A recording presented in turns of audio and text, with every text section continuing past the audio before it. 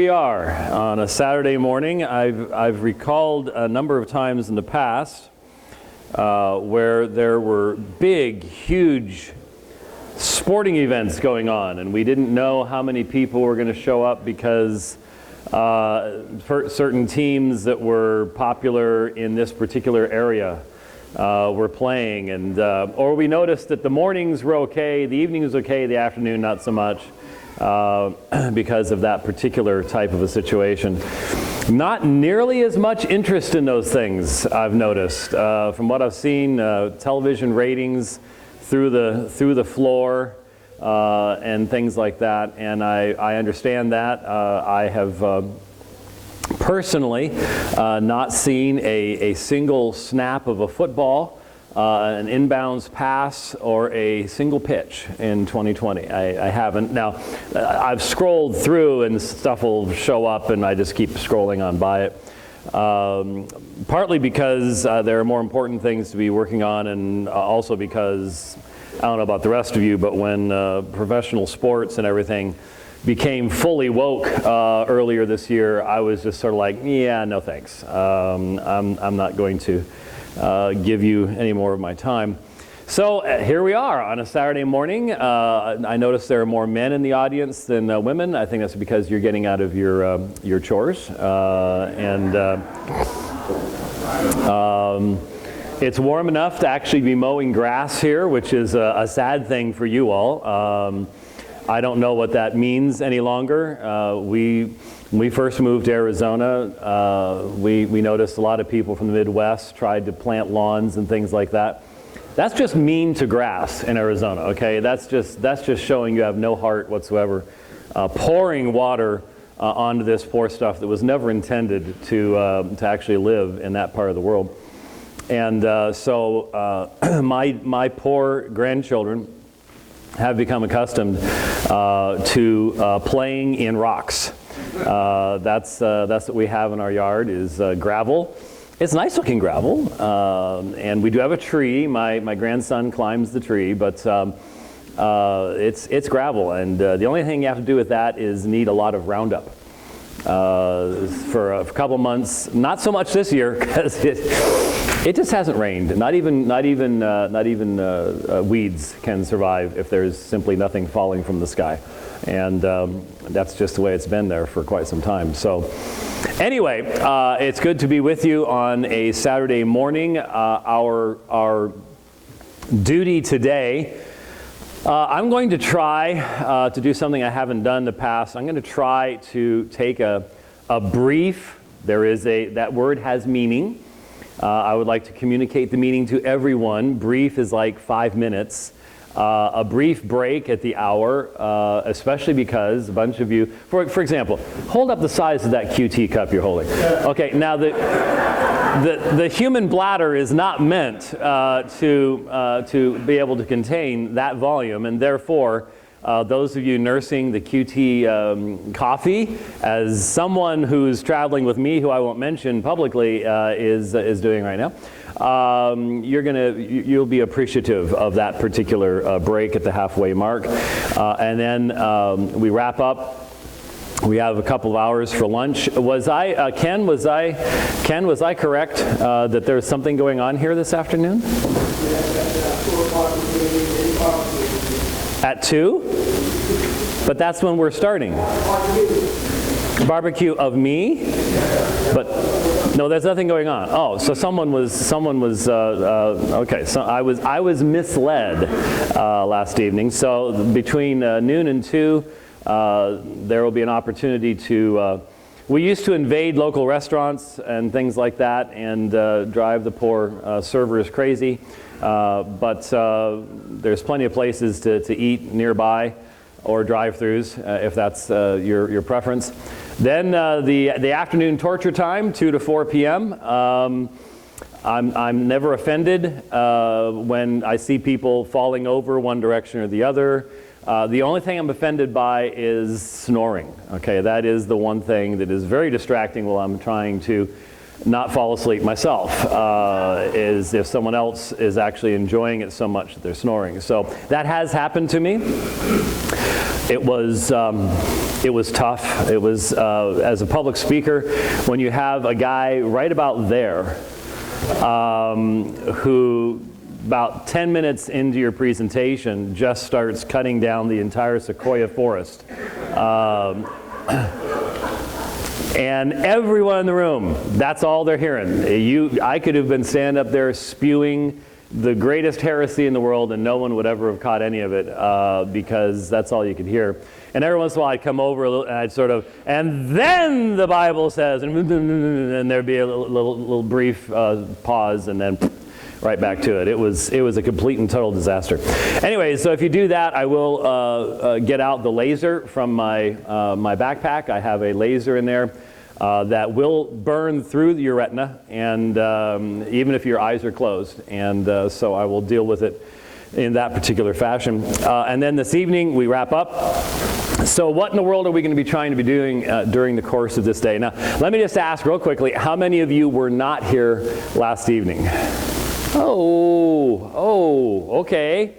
So let's start from where we were last night.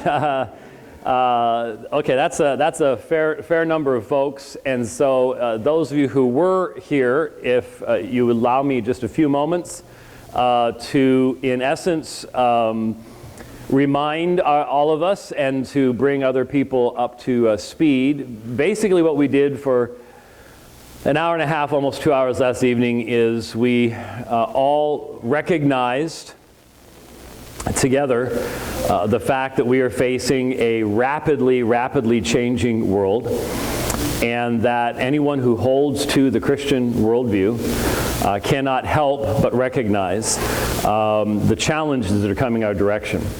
And by the way, if you're right out at the edge of a pew, if there's some space in between, you could move in a little bit. We've got a few folks coming in, and either that or just let them step on your toes. One of the two, whichever is better for you.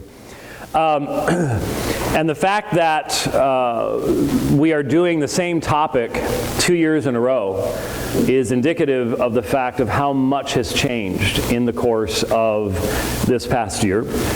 And we are all aware of the fact that there's going to be an acceleration of these changes given whatever happens in the future. I just saw this morning, actually, that the United States Supreme Court has placed on its docket one of the Georgia election lawsuits.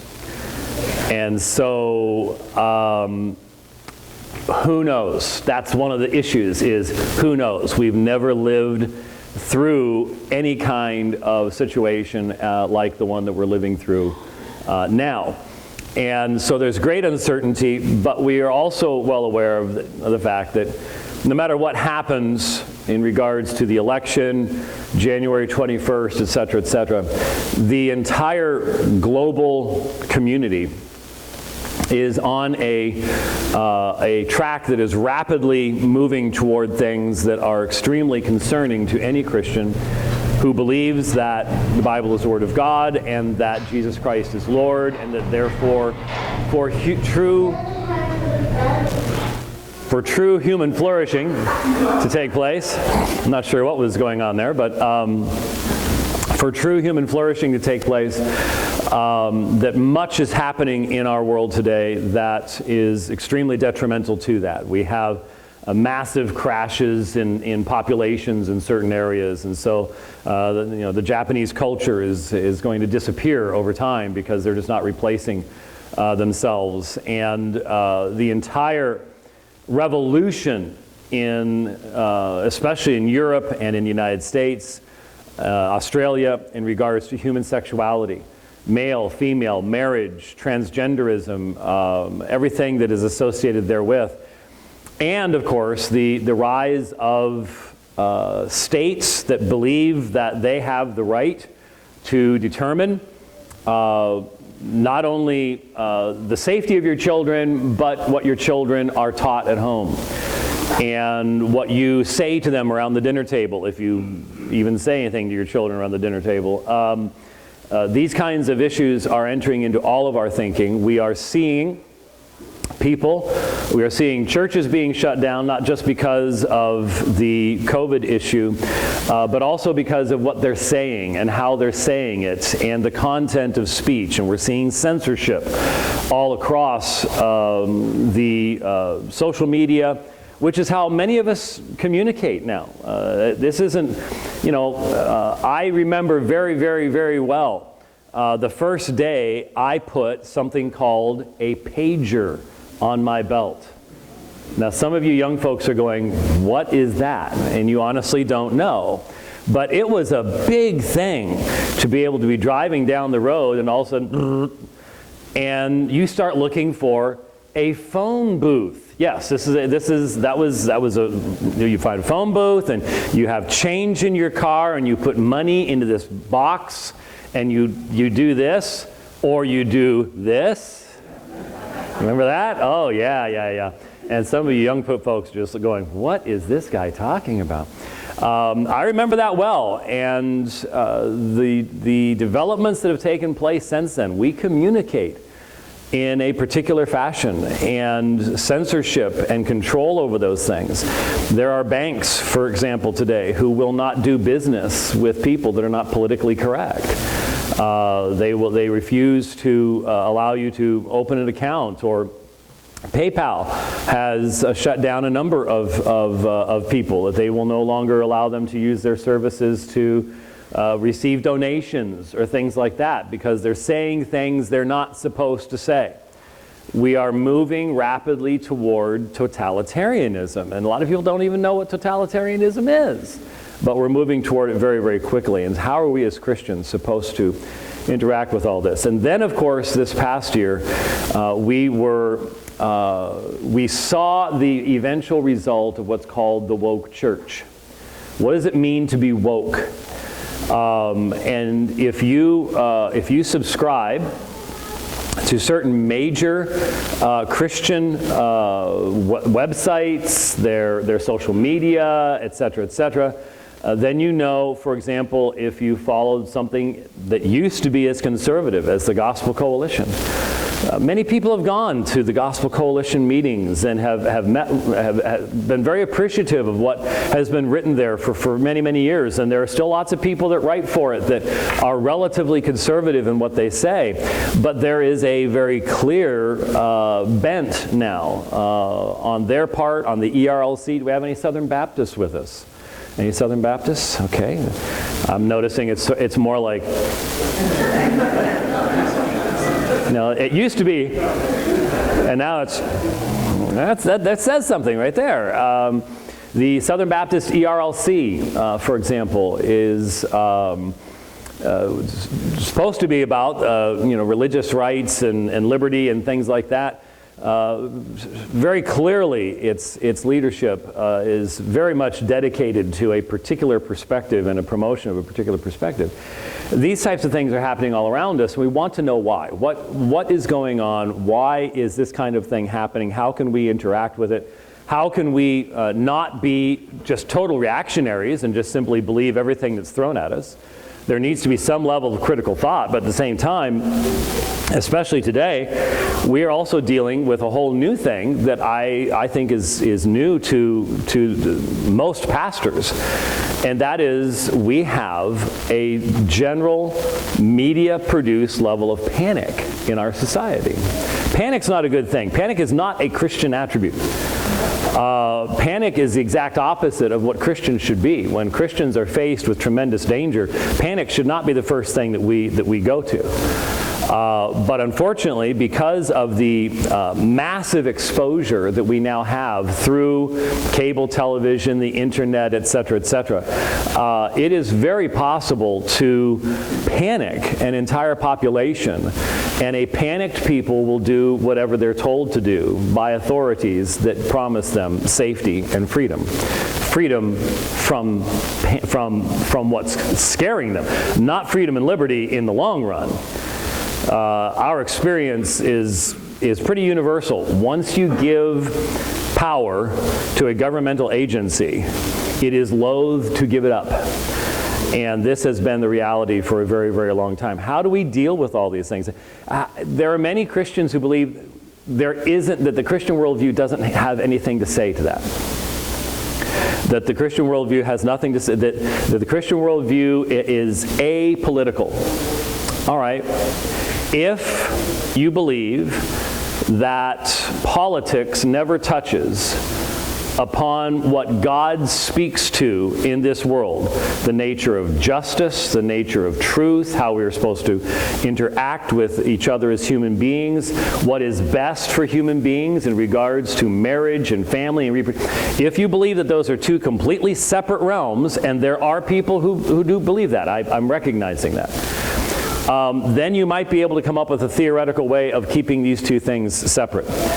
The problem is that from the very beginning, the church has recognized the complication that exists in her relationship to the state.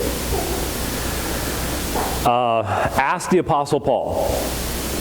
The Apostle Paul, the last we know of him, he is in prison. Now, theoretically, there's tradition that he actually was released for a time, went to Spain, and then was arrested again and executed, and then other traditions say no.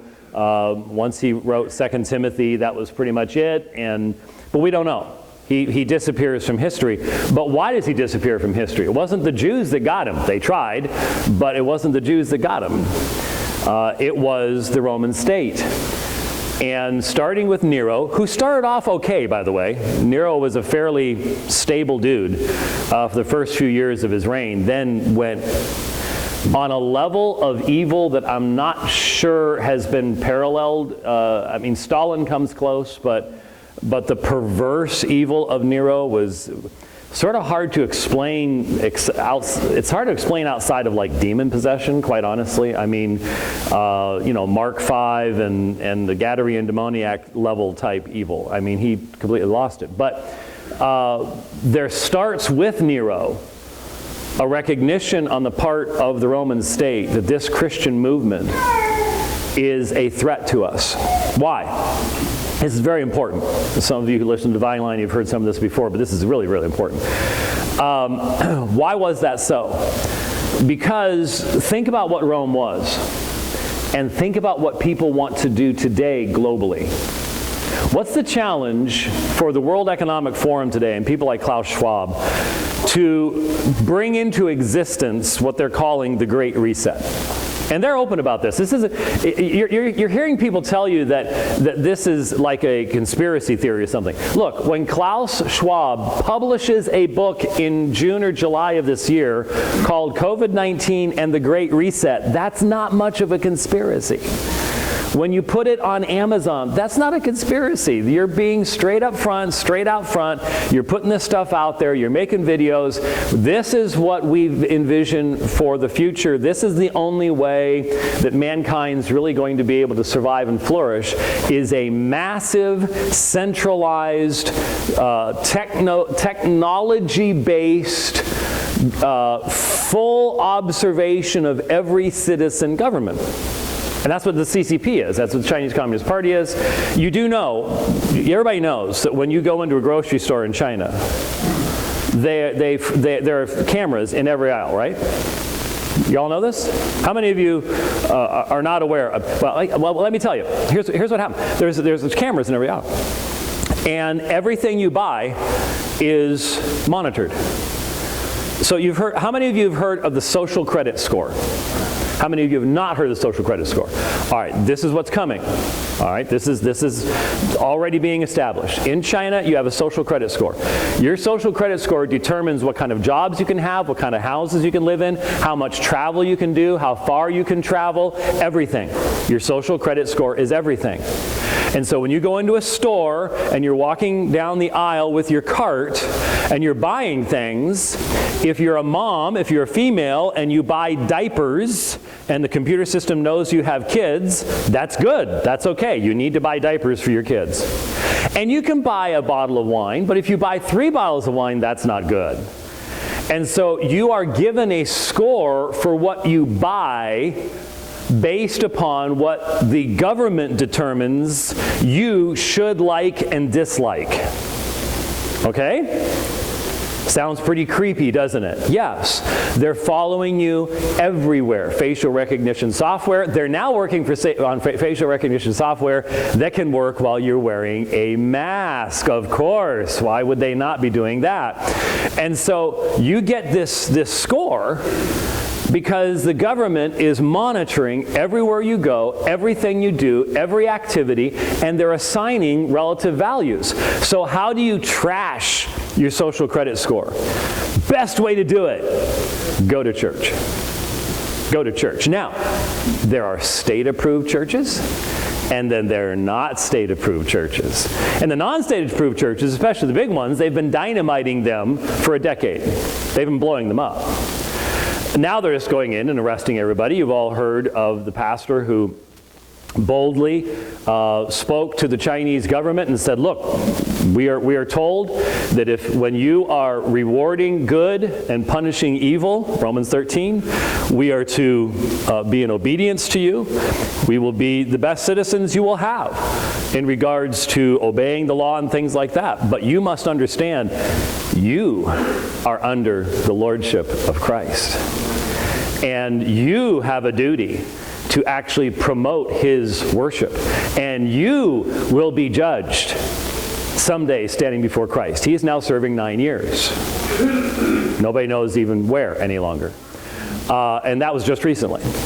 So this social credit stuff, the complete observation of everyone, and then using the government to say this is what's good and this is what's bad, that's how you control people in this situation. And that's what the World Economic Forum is talking about. That's what Klaus Schwab is talking about. None of this is not a conspiracy theory. This is out in the open. This is what's going on right now. And the people who want to bring this to the United States are Bill Gates and his ilk, and guess what?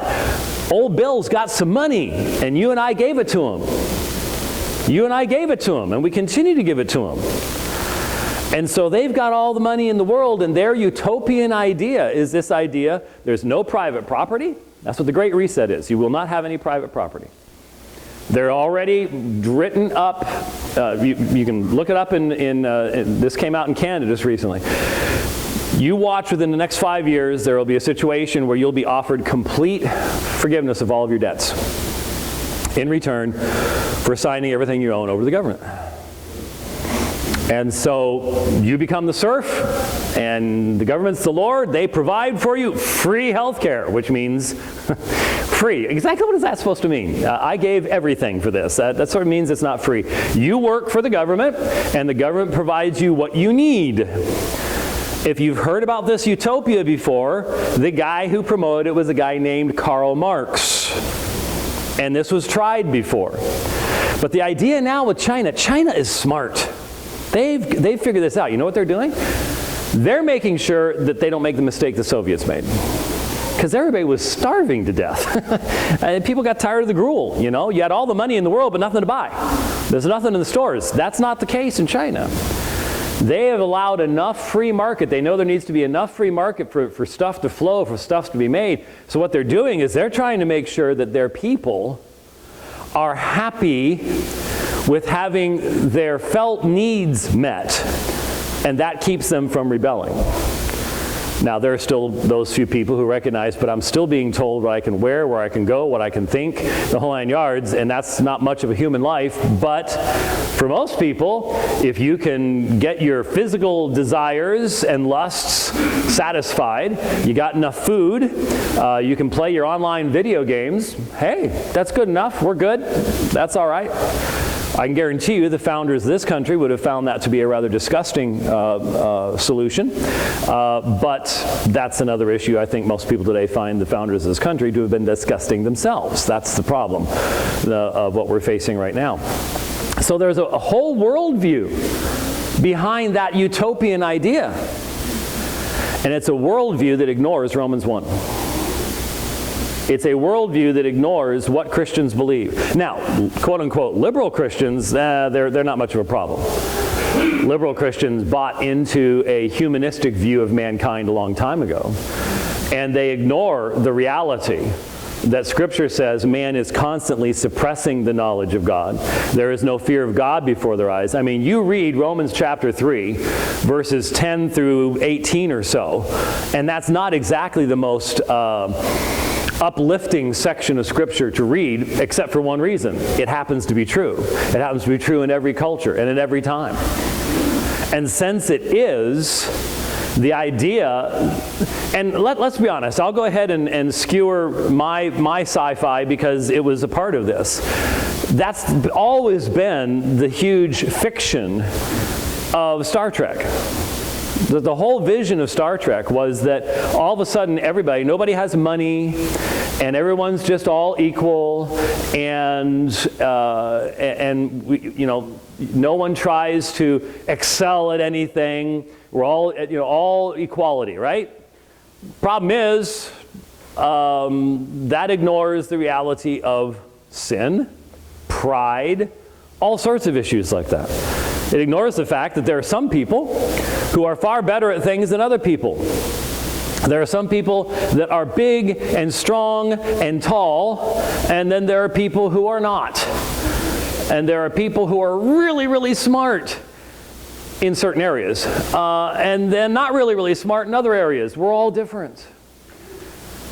And by ignoring that, we can pretend we can create this utopian society.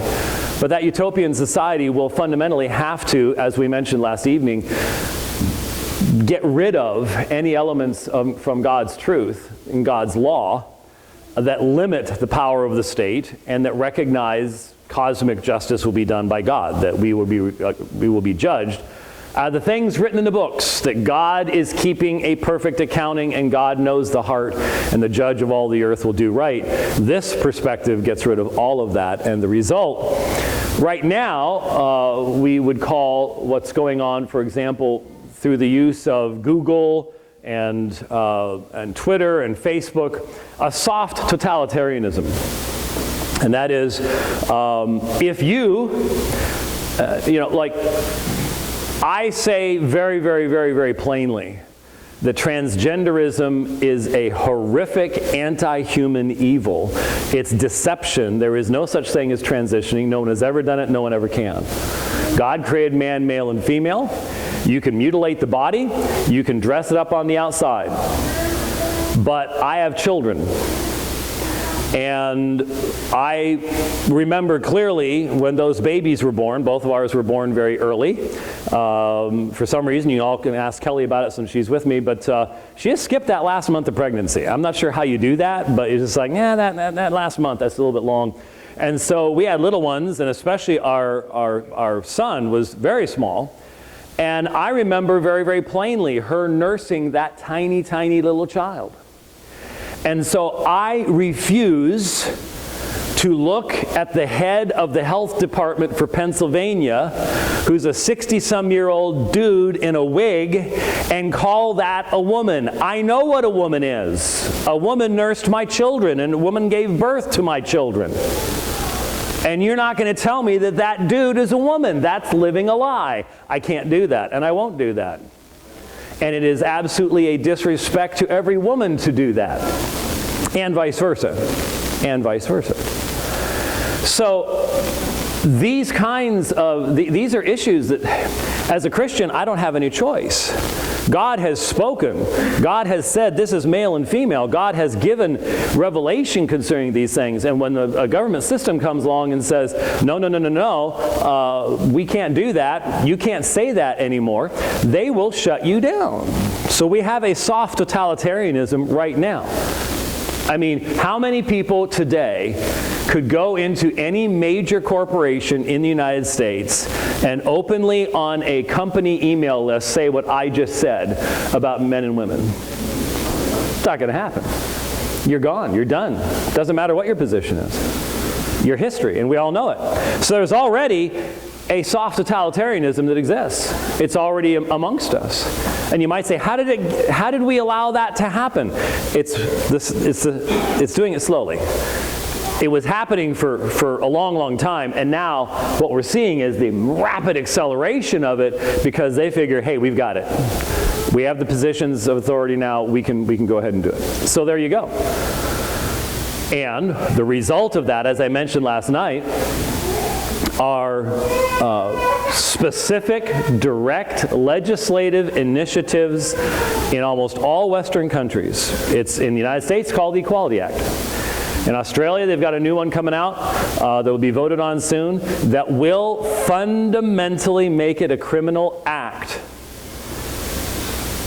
for the pastor of this church to stand behind this sacred desk and open up Leviticus 18, 19, and 20 and preach what it says consistently, historically, and fully. It will be a criminal act to do that in Australia. And it pretty much already is across the EU, depending on which judge you run into. And it's accelerating. Where is this coming from? Well, we mentioned last night the myth of neutrality. There is no such thing as neutrality. We, the church, have allowed much of this to happen in our own thinking because we have embraced the myth of neutrality. We have embraced the idea that there are things in this world that are not under the sovereign command of Christ.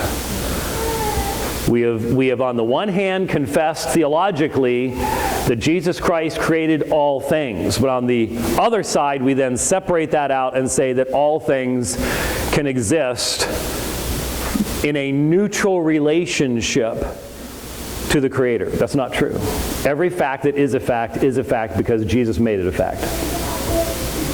Didn't hear any amens on that. Amen. Yeah, if you have to ask for it, it's a little...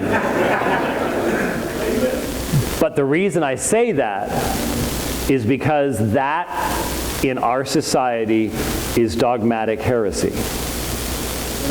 It is dogmatic heresy for us in our society to say what I just said because that's not inclusive.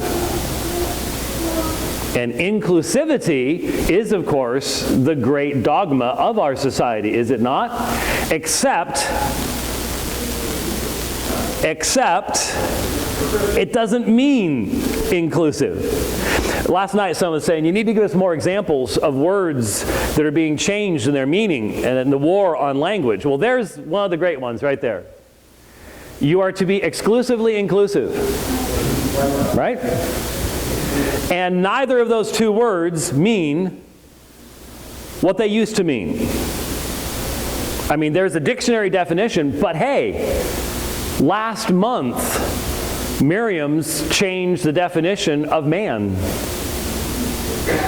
So, hold on to your old paper dictionaries, by the way. Don't throw them out. If you already have, go find some. There's the folks that use bookstores will be happy to have you coming in. They could use the business right now. Grab some of your old dictionaries because yes, language always changes, but normally it changes as a natural development over time. This isn't a natural development over time. This is an all-out assault on what made Western culture the most freedom-giving culture that mankind has ever developed. And what's coming is not a free culture. So you've got to get rid of that. You've got to demonize that in people's minds, so you attack the language. So, inclusion, exclusivity. You don't want to be exclusive. But the Christian message is that God, there is one God. That's the first problem. The Romans hated that. The Romans hated that. They had made peace with the Jews because the Jews were not proselytizers. So the Jews weren't going to the local temple and standing outside and passing out Jewish tracts. Okay, they weren't doing that.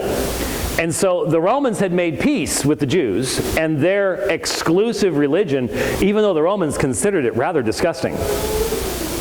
They really viewed Judaism as a disgusting, repulsive religion, primarily because of the exclusivity. They said, our God is the only God.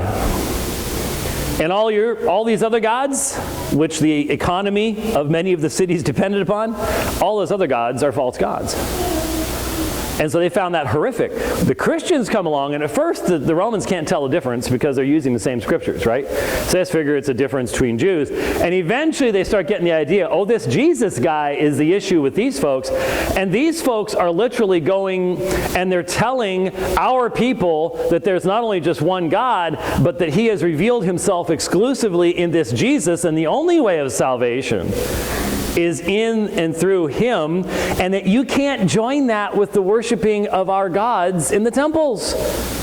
That's disgusting. You people are backwards, you're bigoted, you're biased, you're prejudiced, you're Neanderthals.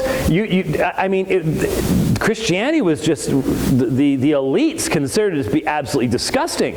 Sound familiar? It's happening again. It's happening again. Because see, Rome is trying to hold together all these different cultures and all these different religions. And it's tough to do. And you don't want to have Roman legions on every corner just to try to keep everybody together. You want to have a way of letting everybody get along and still do their thing. They realize if we come through and tell everybody they can't practice their ancient religions, we will have civil war and just constant rebellion, and that's not going to happen. And so they developed the idea, okay, here's what we'll do. You can continue to worship your gods, and you can keep your temples open, and you can do your thing, and that's fine, and that's wonderful. But what you also need to do is you need to recognize Caesar. So become syncretistic. Go ahead and worship your God. Go ahead and think that your God is giving you your crops and your plants and all the rest of that stuff. That's fine. But you need to do something like every year where you tip your hat to Caesar. And see, that'll give us unity, you see. Everybody doing the same thing will give us enough unity that we can sort of hold this unity, diversity thing together. And so eventually what you have is the offering of a pinch of incense on the altar to Caesar. And so what you would eventually have to do, we're not sure exactly when it developed, and it probably developed in one area and it moved to other areas and waxed and waned, and it became especially necessary in the 3rd century, but it's happening earlier than that, where you take a pinch of incense and you have this little altar with some fire in it, and you take the incense, and when you put the incense on the fire, it flames up, and it's supposed to smell nice. I don't know what it smelled like, but you can still buy incense today that smells nice, and you flame it up, and as you do it, you say, Kaiser Kurios. Kaiser Kurios. Caesar is Lord. Now, you could also say that whatever ancestral god you have is also Lord. But you had to say Caesar is Lord. Now, the Jews had already found a way around that. They had already made their peace with Rome. They didn't have to do that. Along come the Christians. And the Christians are saying, no, there's only one way. There's only one way. God has acted decisively in Jesus Christ. He's the God-man. God has entered into our own creation, and in grace has provided this tremendous means of peace with himself. And so what was the Christian confession? Jesus Kurios. Jesus is Lord. You can't say Jesus Kurios and Kaiser Kurios at the same time. It's not possible. And so you have the church-state conflict. And this is seen in the New Testament. This is seen through Acts. This is seen when you have to ask the question. Peter. I told the story recently. Remember what happens in Acts chapter 13? When Peter, Herod kills James, and so sees the Jews like that, and so he arrests Peter, and he's gonna off Peter. And Peter is in prison, and the angel shows up, and the chains fall off, and the doors open of their own. And Peter thinks he's asleep. He thinks he's dreaming. I mean, that's the kind of dream you would have if you're in prison, isn't it? It's like, I'm out of here. And the angel takes him out to the street, and then the angel disappears. Now, some people would tell us that the way to interpret Romans chapter 13 means that Peter should have said, thank you, Mr. Angel, but I need to obey the governing authorities, and went back into the prison. Right? There are some people that saying that. They seem to miss the fact that in Romans chapter 13, the government being spoken of is a government that does what? Punishes evildoers and rewards those who do good. Yeah, we'll keep that in mind. We'll get back to that. What does Peter do? He escapes. Remember, he goes to the where the Christians are gathered, and the little girl Rhoda, you know, he knocks on the door, and when she recognizes who it is, what does she do? She leaves him out there. Goes in. Peter's at the door. And they're like, nah, it's just Peter's spirit. It's Peter. No, he's not. And they're like, they hear the knocking. And Peter's still standing out there knocking. And they finally let him in. And what does he do? Does he go turn himself back in? No, he leaves. He tells, go tell James and the brethren, I've been freed. And he goes someplace else. And what happens to the guards who were supernaturally deprived of their prisoner? They're all executed. They're executed. You go, that hardly seems fair. Really? They were enforcing unrighteousness and imprisoning a righteous man, and they would have gladly been involved in his execution. You telling me that they were somehow innocent? We didn't buy that at Nuremberg. Y'all know what Nuremberg was, right? I was about to ask, how many of you don't know what Nuremberg is? And I said, I'm not going to ask that question. The Nuremberg trials after World War II, interestingly, only happened in Germany. You notice that? Didn't happen in Japan. We knew we needed Japan, and so almost every single one of the Japanese war criminals, and there were more of them than there were Germans, believe it or not, were never prosecuted. I think that's actually part of why Japan never recovered from World War II. There was never any reckoning for what actually took place. The rape of Nanking, what they did to the Chinese was unbelievable. I think that would have actually helped, but it didn't. It didn't happen. And we're guilty for that ourselves. But at Nuremberg, when you had guards at Auschwitz who said, I was just doing my job, man, I was just doing what I was told, we didn't buy it. They were executed. To this day, we're still taking people into custody who are 96, 97 years old when it's discovered that they were guards at Auschwitz or someplace like that. To this day, we're still doing it. Tells you a little something about the built-in idea of what justice actually is in our minds. Anyway, the point is, to hold all this stuff together, very quickly it became clear, since these Christians won't offer the pinch of incense, they need to die. And they started dying. Nero would take Christians, wrap them in animal skins, and release them to animals to be gored and eaten and torn apart. He'd wrap them in pitch and tie them to stakes, light them on fire while still alive, and use their burning bodies to light his garden parties so his guests could walk along and bits and pieces of body parts are falling amongst them and rolling around on fire. And Nero thought that was cool. I told you Nero was, the things that Nero did are really not even discussable in public when you really want to get down to the details of it. But it started there, but it wasn't empire-wide yet. But there would be periods of time, many, the stories of the martyrs in 180 in Lyon. Pregnant women torn apart by beasts for the entertainment of the crowds. This was what, and then finally, in the middle of the 3rd century, it's decided Rome is falling because of the Christians. And so from 250 to 313, for over 60 years, almost as long as the Soviet Empire stood, for over 60 years, the entire combined might of the Roman Empire was focused upon the destruction of the Christian cult. And during that time, Cyprian, Bishop of Carthage, is martyred. He's beheaded. Many Christians lost their lives. Many were driven into exile and hiding. Churches destroyed until 313, the peace of the church, with Constantine's conversion. Which is a whole other story which we won't get into right now. What's the point? There was a conflict. there was a conflict. And the church recognized that there were certain things the church could not do. And that the claims of Christ had greater authority than the claims of Caesar. That Caesar would not always be around. And guess what? Anyone met Caesar recently? Well, not the Roman one. There is a Caesar in our day. And one of our greatest challenges is for you and I to understand when our society is now saying to us, offer the pinch of incense. Say Kaiser Kurios.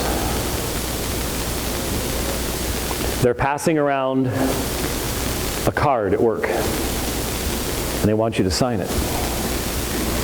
And it's for the regional manager, who's a man marrying another man. They want you to sign it. Congratulations! Congratulations on your marriage. You know that's happening all the time, right? Yeah. It's happening right now. It's been happening for, well, since at least 2015. The Obergefell joke. And it was a joke. How many of you have read the actual Supreme Court decision of Obergefell? One, two of us. That was the most infantile thing I've ever read in my life, wasn't it? It was painful. Painful. Justice Kennedy wrote that.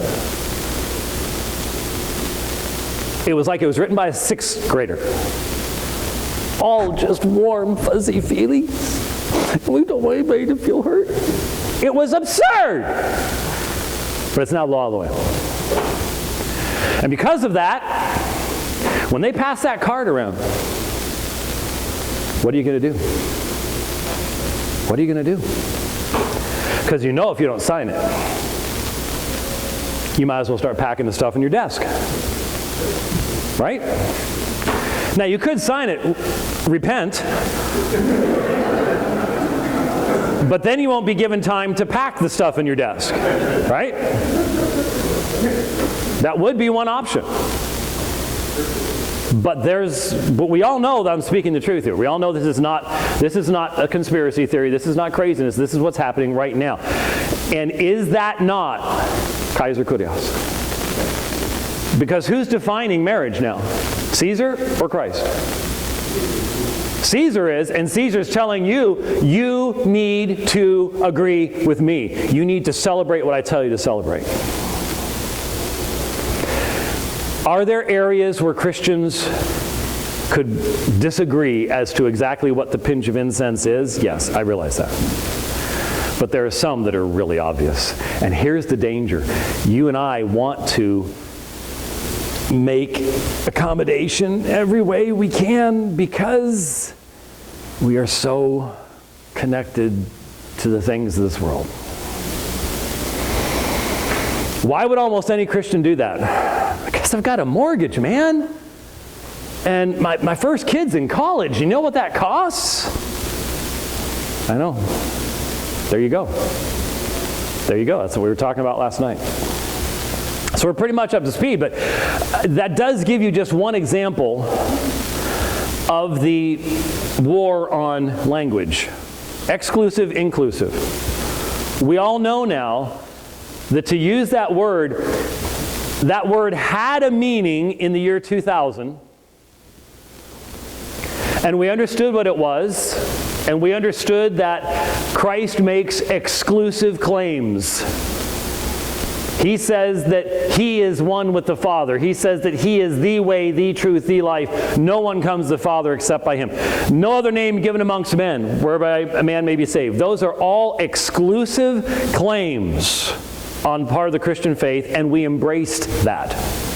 As much as liberals found that to be extremely repulsive. But now, we have to live in a world where inclusive is used to tell us you need to be inclusive in the old meaning of the word, while at the same time the people telling us that are using it in a completely different way to mean believe exclusively our worldview. So if you're inclusive, you're actually excluding the worldview that created Western society, so you're being exclusive to be inclusive. That's the war on language. I mean, you've literally got to send somebody to university for 4 years and immerse them in this stuff to get their brain to work that way. You got to break the mind to work that way. That's why they want your children as early as possible. That's why they want your children as early as possible, because it takes a long time to get you to think in such a warped fashion. But there you go. Had another example. It happens every day. I happened to start catching up. I hadn't, while traveling, been keeping up with the briefing by Dr. Albert Mohler. And he gives examples. Pretty much every single program now includes an example of where language is under attack. So this morning, I could tell he was, the one that I listened to anyways, I haven't caught up, I've missed a few. I could tell he was quite exercised, because he is an Anglophile. He loves everything British. I think he'd commute from London to Kentucky and back and forth each day if he could get away with it. I really think he would. And if you've ever seen his library, wow, that's like the eighth wonder of the unnatural world. But he was talking about, obviously, a guy that he had a lot of respect for, that had written a 3-volume set on the history of England and stuff, and I guess he had accompanied Sir Edmund Hillary to the top of Mount Everest and all this stuff. And he just died at, I think, age 94. And somewhere along the line, this man, first name James, became Jan. One of the earliest, back then, transsexuals. Went the whole way, the whole operation, the whole 9 yards. And he was reading the New York Times obituary on this individual. And he was incensed. Because, of course, they adopt all the feminine pronouns.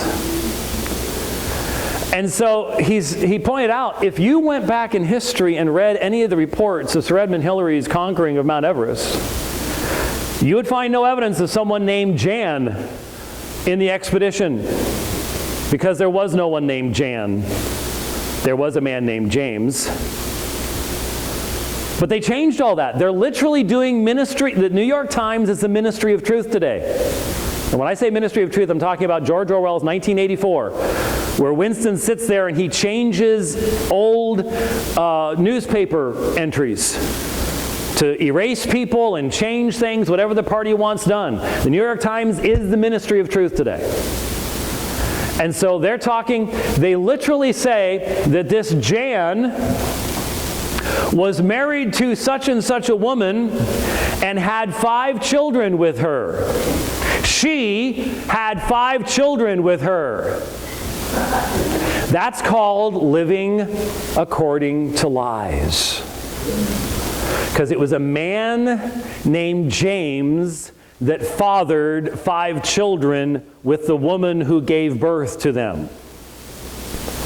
But in the obituary, it's now a woman named Jan who married another woman, and somehow, magically, 5 children appeared. And we have no idea how. It's absurd. It's so absurd that you can get kicked off of Twitter. Like I said last night, if you remind anyone, if you're old enough to remember like I did, that great American Olympian, Caitlyn Jenner. Right. You have to change history, because reality itself is being warped.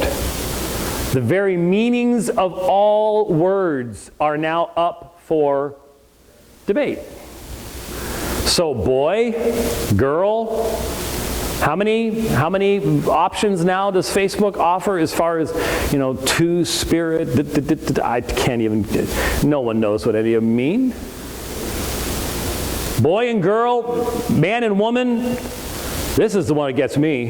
Husband or wife. Oh my goodness. Husband, I am so thankful I grew up knowing what a husband and a wife was. But now, husband, wife, mother, father, how many states now have birth certificates where you have progenitor 1 and progenitor 2? And maybe more spaces for other people if you just want to throw them in there for the fun of it. Fundamental basic words that give meaning to life and give parameters for the young developing mind being stolen from people right and left. And of course, key now are the issues, and we'll get to them in regards to society, the issues of equality, equity, justice, totally being redefined outside of any objective revelation from God. Which means that the definition of 2020, to be a good definition, needs to be a definition that can be different in 2022. Right? Because if you insist on the definition of 2020 in 2022, then you're being exclusivistic. And you're not being inclusive, right? That's how you just redefine everything. Do I really need to emphasize the fact that that kind of mindset cannot possibly do anything but make hash out of this? We for a long time, we have, if you're a Bible-believing Christian, you have listened to the Liberal United Methodists, the PCUSA, the Liberal Lutherans, all the people at Union Theological Seminary, and you've listened to them talking. A couple years ago, we were all chuckling when the video from the chapel at Union Theological Seminary came out. Anybody remember? It's when the big trees walked in. Remember?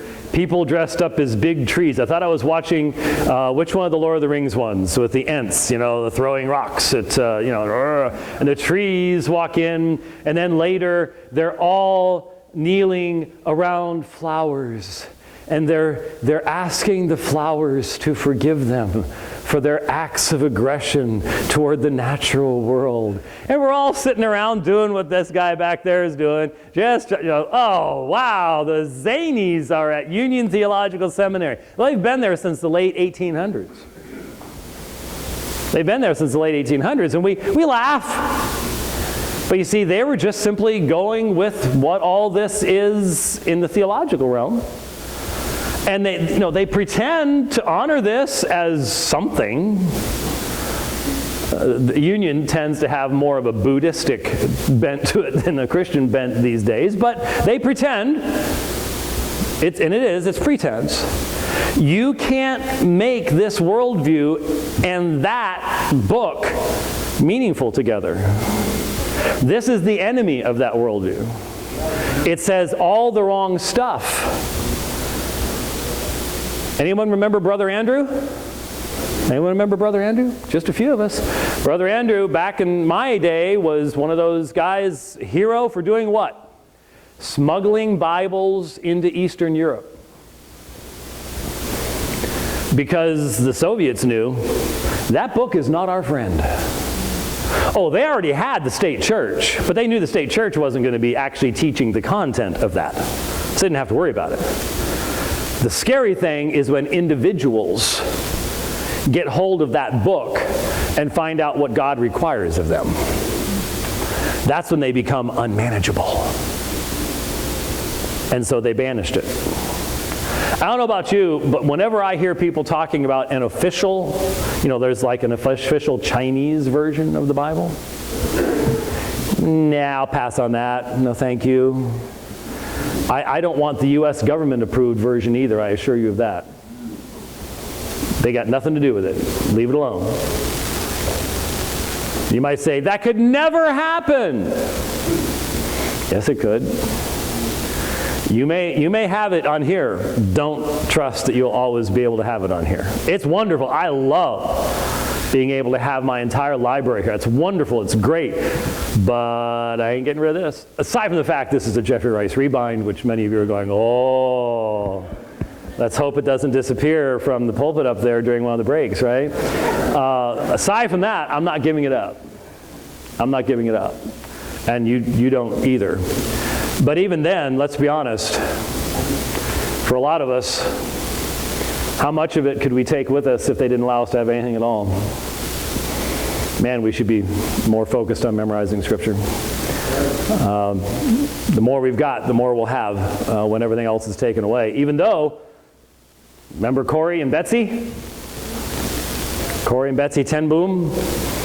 That little Bible that God miraculously allowed them to have all the way through Ravensbrück concentration camp. There's a miracle you can believe in. There's a miracle that you can believe in. All right, I went a little bit beyond my time. Remember, the word has meaning, and we're going to demonstrate that we are not postmodern secularists by redefining the word brief. So we are going to take a brief 5-minute break, and then we will continue on.